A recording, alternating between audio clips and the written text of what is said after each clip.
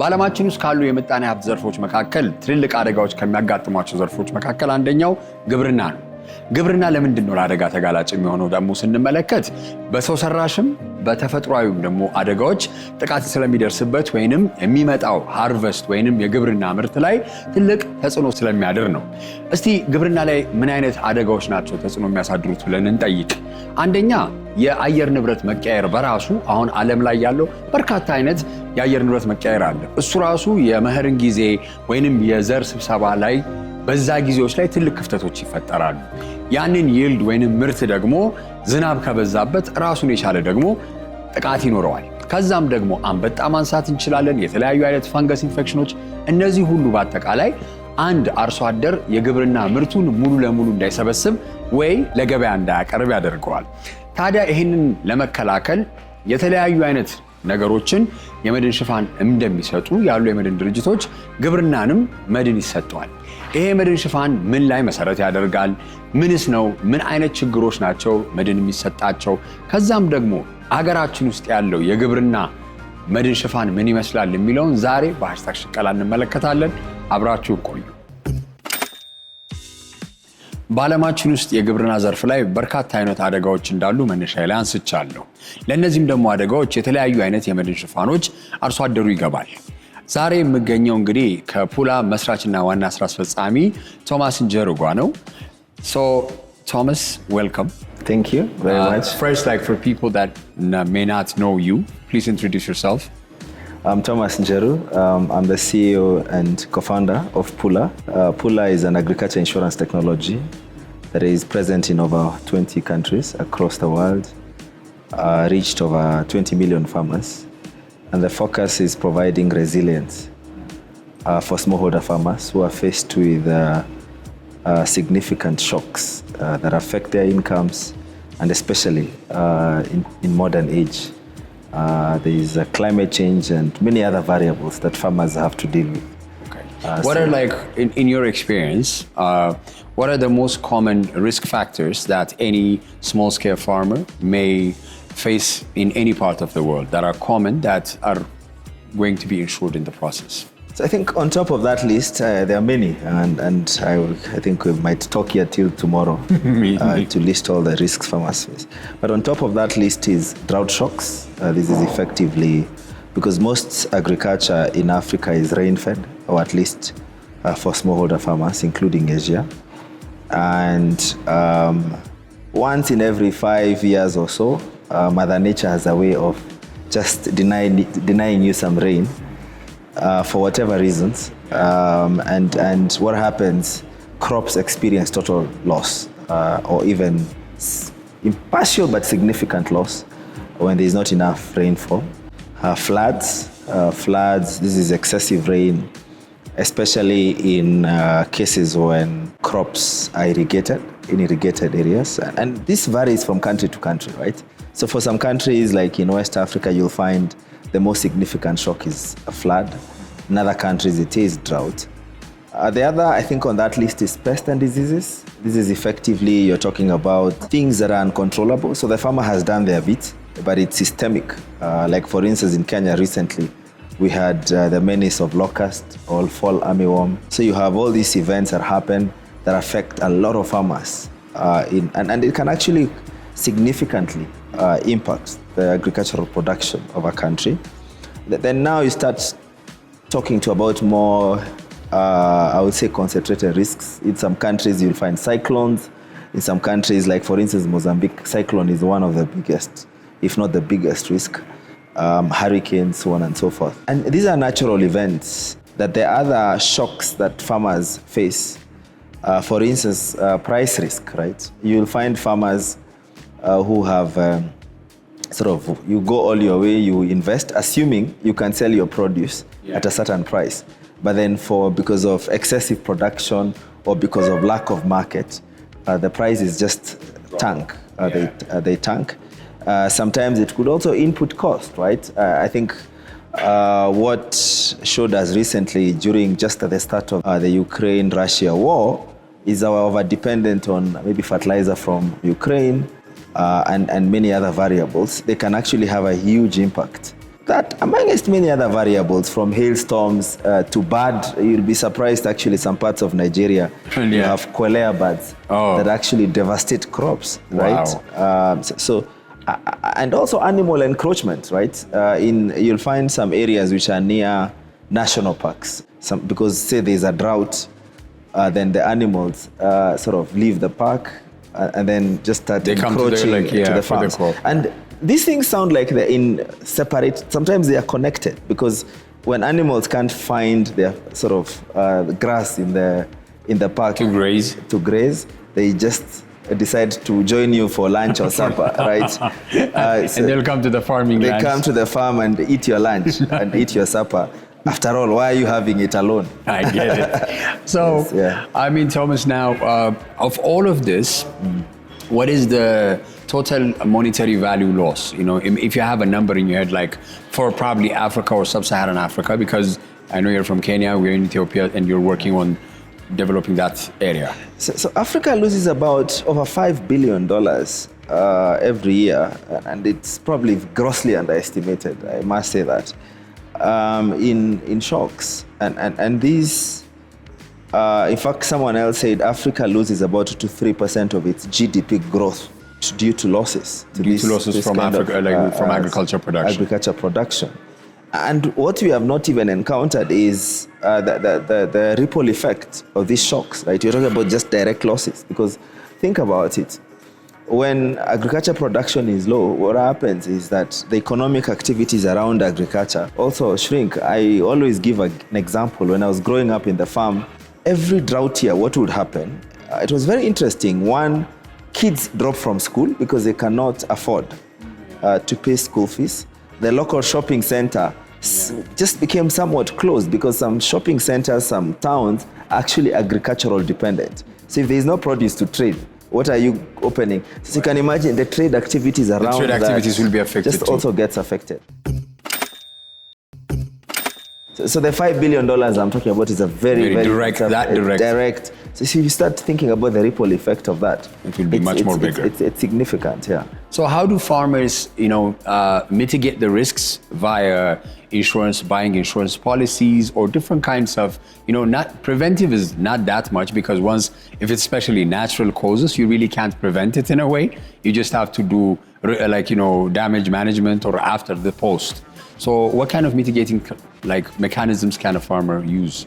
I always say, if you look at the data, once every 5 years, once every 10 years, depending on where you are, these shocks happen. It's not unexpected.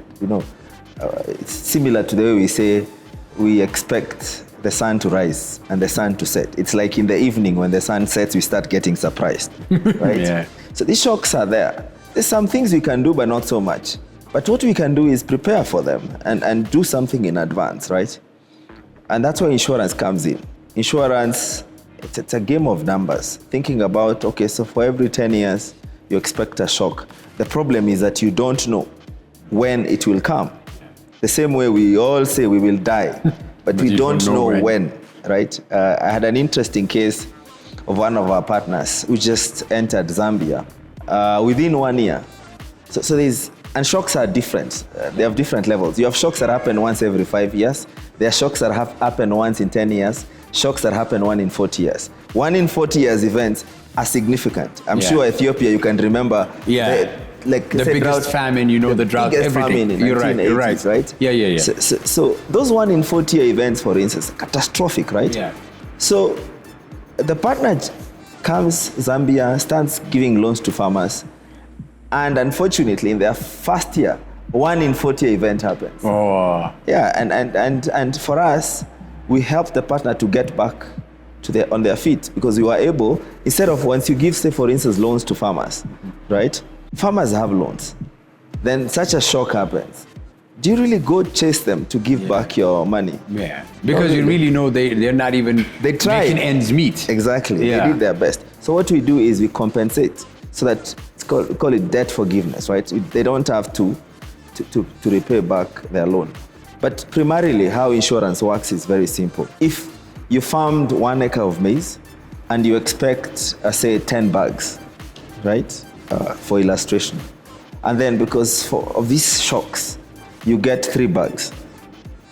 We give you back 7 bags, or at least money worth of 7 bags. The money worth of the 7 bags. Now, there are different variations of those mathematics. I could say, maybe you take care of the first 1 bag, I'll give you 6 bags. But the point is, we compensate you from what did you expect? Your projected yield. What did you get? Yeah. The difference, that's where we come in, right? So, and how insurance works now is we pull together risks. So you have farmers in Pakistan, farmers in Zambia, farmers in Kenya, farmers in Ethiopia. They all pull together in the pool of insurance. And then it's risk pooling. So there will be a day that it's Ethiopia that needs that money or that compensation money, that value. Compensation. Tomorrow it's what it could be Zambia that needs that compensation, right? The problem with agriculture, when a drought comes, everyone in the community they can't help each other. So and sometimes those droughts are at national level, right? Like if it's 1 in 40 event.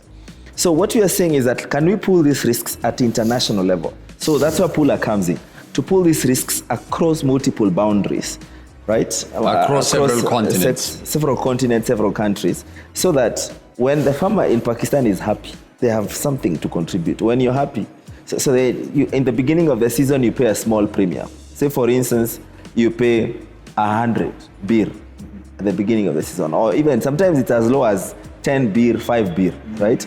Now, when you pay that at the beginning of the season, you're assured that money goes into that pool. Now, if it's your time to be paid because things didn't go as expected, then you get 1,000 beer. Sometimes you compensate 1,000 times, right? Or what you pay.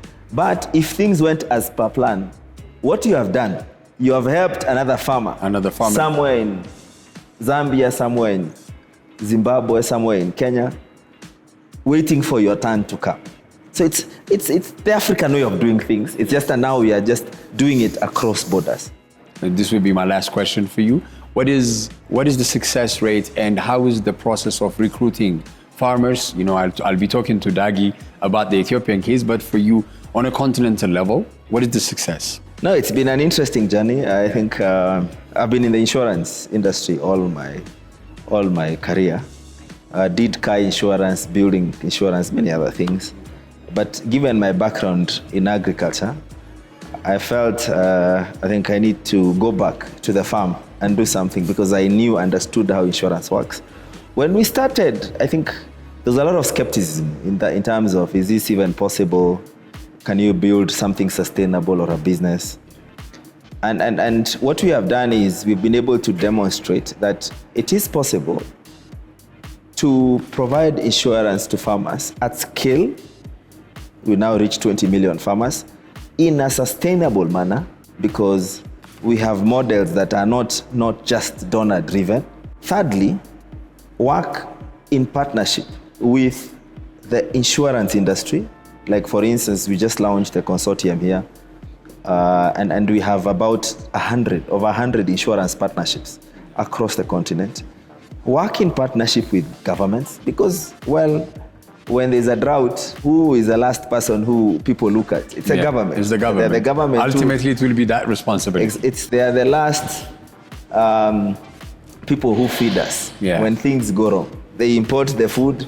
They have to figure out how these farmers will survive. So effectively, we also work with governments, because they understand resilience for farmers. So our model of distribution, or how we've worked, is through partnerships. We believe that actually everyone has something to bring. The insurers have the balance sheet and the capacity. We bring the technology. We bring the ability to design products, right? We also bring our understanding of international markets, reinsurance markets. Then we also work in partnership with agri-businesses, local governments, anyone who is working with farmers, who can aggregate farmers, and then we provide insurance together with the solutions, these agri-businesses or partners that we work with. So you have a lot of input support programs that we work with governments, loans to farmers. In fact, if I was a president of any country, I would say never ever give a loan to a farmer without insurance. Don't give any seed and fertilizer to a farmer without insurance. Because what you're doing is, this is someone who is poor. You're making them poorer. It's like someone who can't afford to risk. They have very little to risk. So why are you doing that? It's not responsible. So that's a message. And in terms of, I think, success, we've been able to process over $100 million of claims. I always have happiness when I see farmers receiving payouts, right? And they're like to get back on their feet and like, they're able to get more. back on their feet, and the subsequent season they farm. And I think for me, what is fundamental, I believe that agriculture is a bedrock of economies in Africa. So we see ourselves as bringing dignity to the smallholder farmer. Amazing. Right? Amazing. Making what they do a sustainable business.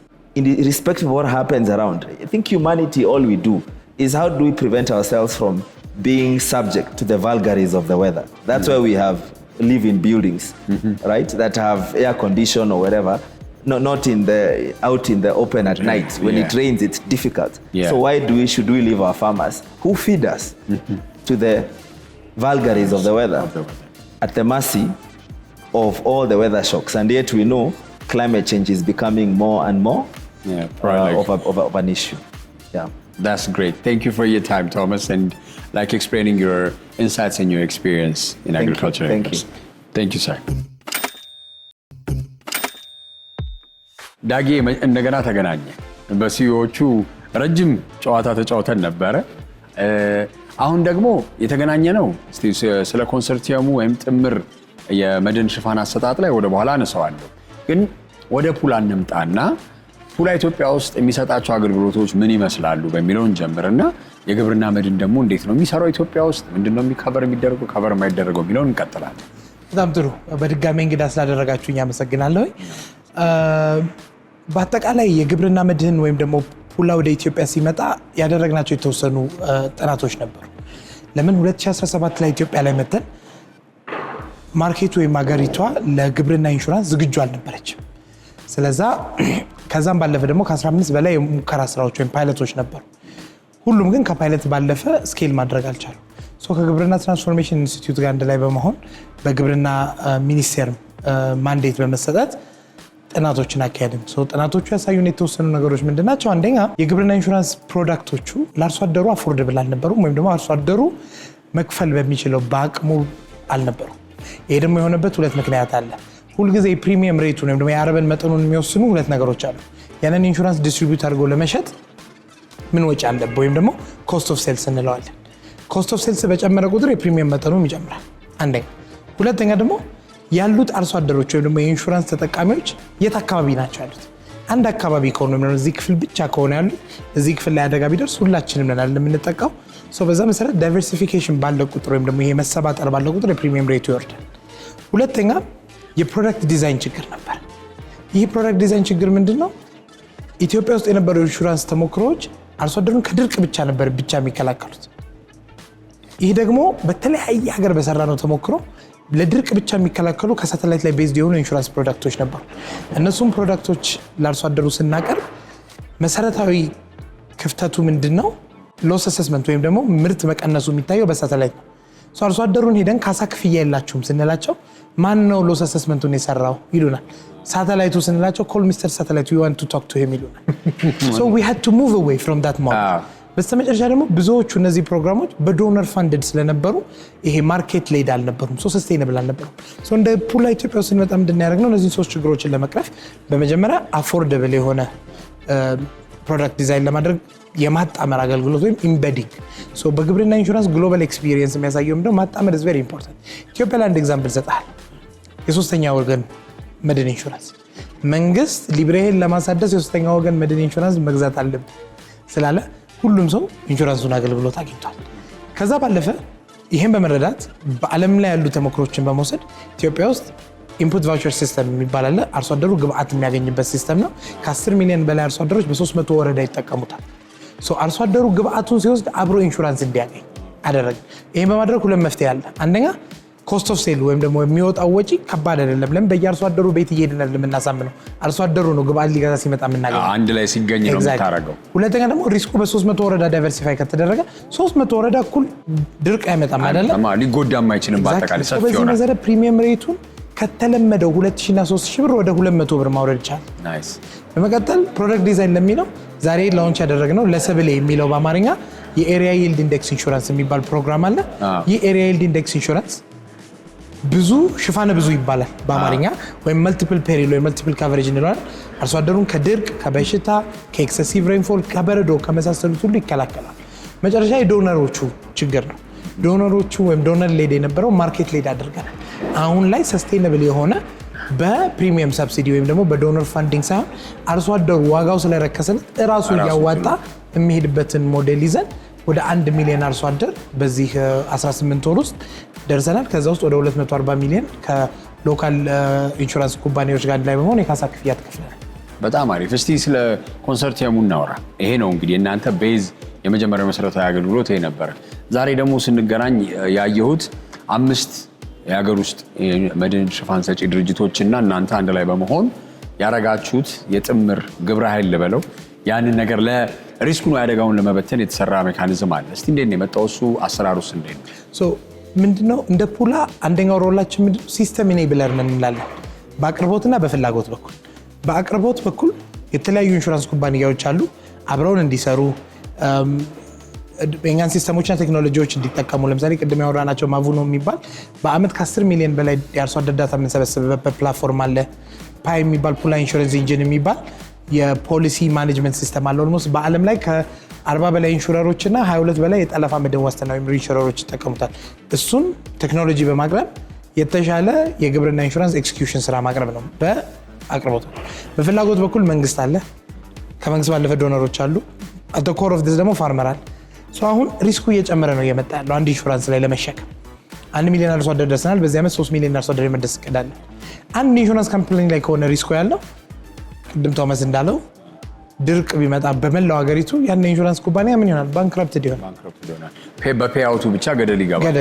ቴክኒካሊ ብናይ ለምሳሌ ዘንድሮ እያሰብን ያለነው የቶታል ሰም ኢንሹርድ የምንለው ወይም ነው ቶታል ሎስ ቢመጣ የምንከፍለው ወደ 40 ቢሊዮን ብር በዚህ መህር ብቻ 40 ቢሊዮን ብር የኢንሹራንሶቹ ድምር ትርፍ እንኳን እዛ ጋር አይደርስም ኢንሹራንስ ኩባንያዎቹ።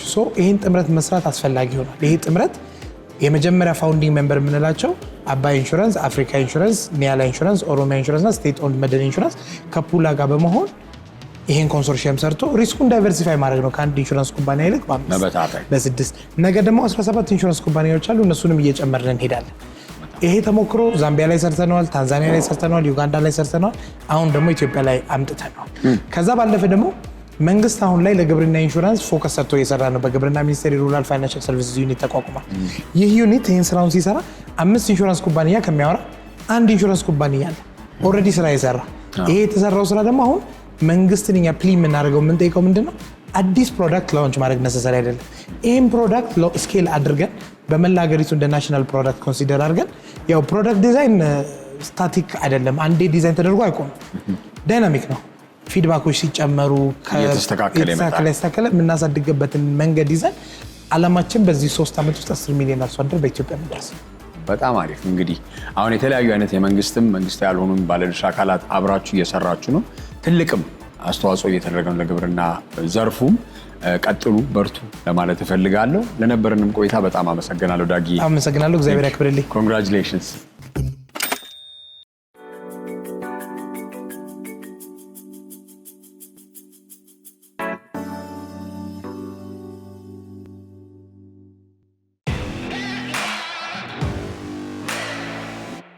እኔ ከዩኒቨርሲቲ ከተመረኩ በጣም ረዘም ያለ ጊዜ ሆኗል። ሆኖም ግን የምርቃት መጽሔቴ ቢኖር እጄ ላይ በጣም ደስ ይለኝ ነበር፣ ጓደኞቼን ለማየት አብረን የተማርናቸውን ሰዎች እነዚህ። ሆኖም ግን ረጅም ጊዜ ሲሆን ሃርድ ኮፒ ወይንም ወረቀት ላይ የታተመ ነገር በተለያየ መንገድ ሊጠፋ ይችላል። በዛሬው ድክድክ ለዚህ መፍትሄ ይሆናል ብሎ እየሰራ ካለ አንድ ወጣት ጋር ቆይታ ይኖረኛል። መጀመሪያ ራስን አስተዋውቅ። ቴንክ ዩ። አካዋቆላን ይባላሉ። የሱቬኒር ሶሉሽን ፋውንደር ኤንድ ሲኢኦ ነኝ።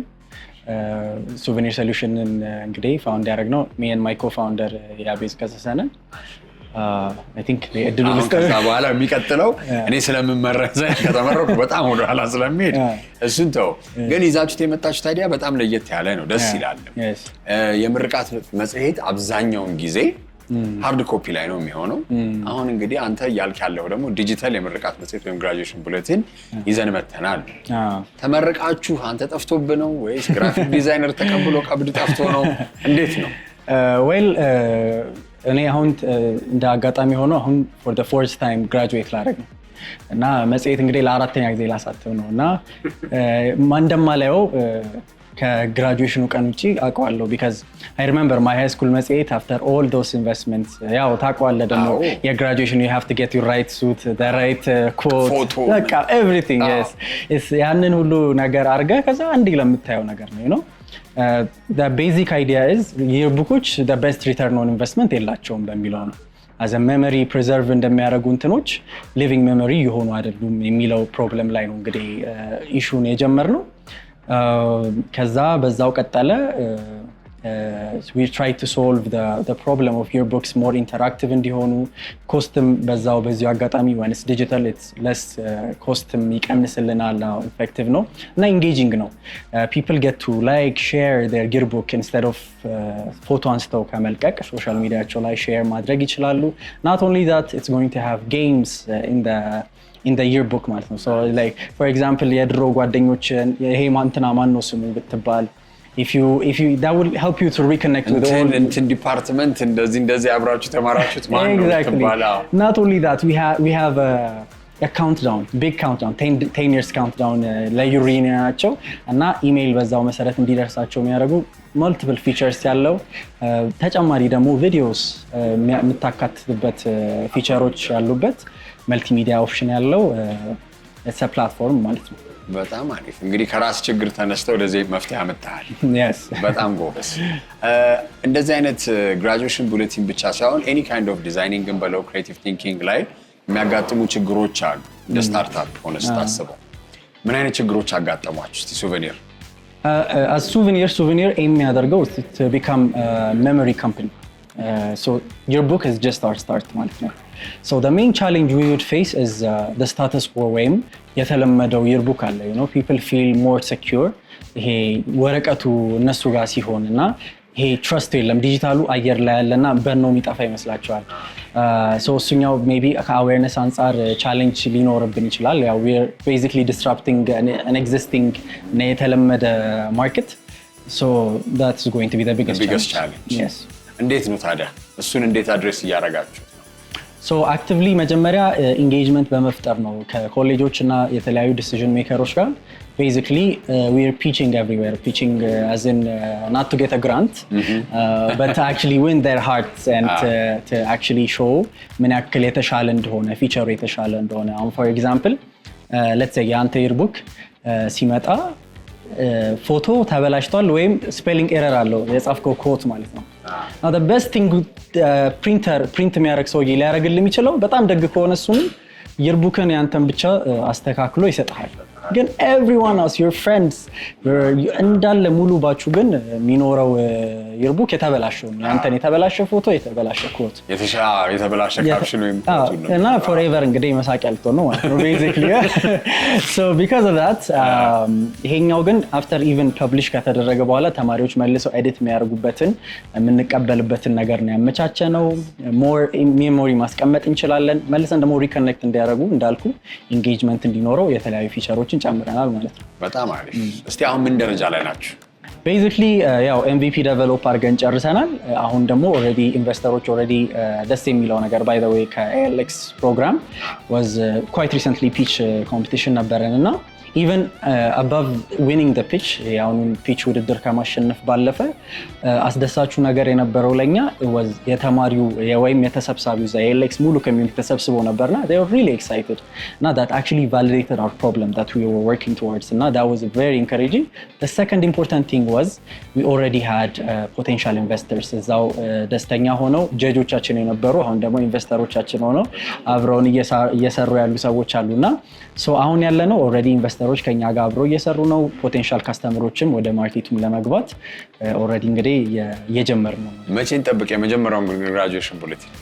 ሆፕፉሊ 3 months 2 months በኋላ የሚመጣው ባጂሲ ተመራቂ በሙሉ yes በዛ እንዲሆን ነው። ኔክስት ሌቭል መግባት አለባቸው። እንግዲህ እንደሚሳካ እርግጠኛ ነኝ። ለቆይታችን አመሰግናለሁ። መልካሙን ሁሉ እመኛለሁ። Thank you very much። የዛሬው ሃሽታግ ሽቀላ ይህን ይመስል ነበረ። የዚህ ሳምንት ድክድክ የቀረበላችሁ በቪዛ ካርድ ሲሆን እስከሚቀጥለው ሳምንት በሰላም እንገናኝ እያልኩ መልካም ጊዜ እንመኛለሁ።